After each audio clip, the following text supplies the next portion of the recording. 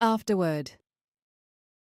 Cunard ran one Australian Literature Festival at Sea Cruise in 2024, when the Queen Elizabeth was home ported in Sydney for the Australian summer.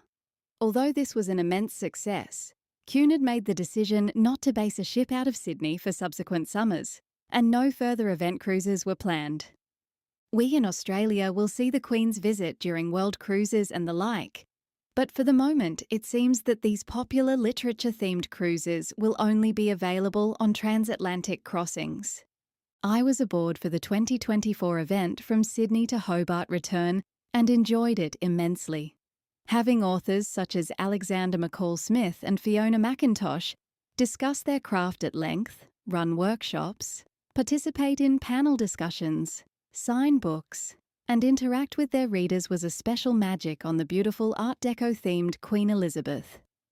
Many of the sessions in the Royal Court Theatre were crowded, with passengers seated on stairs and standing in the aisles.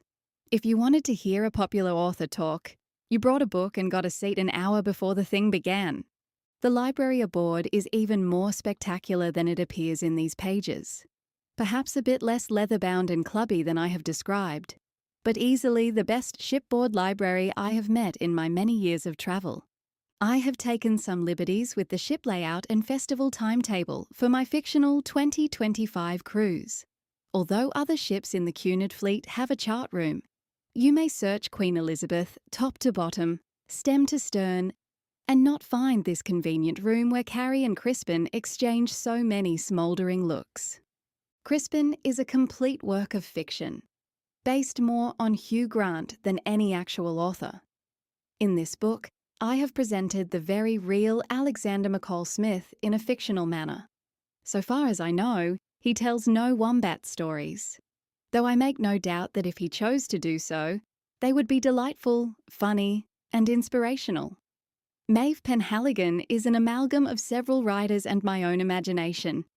Sydney is full of photographers capturing the extraordinary views of this harbour city, its bustling street life, the grand public displays, and so on and on.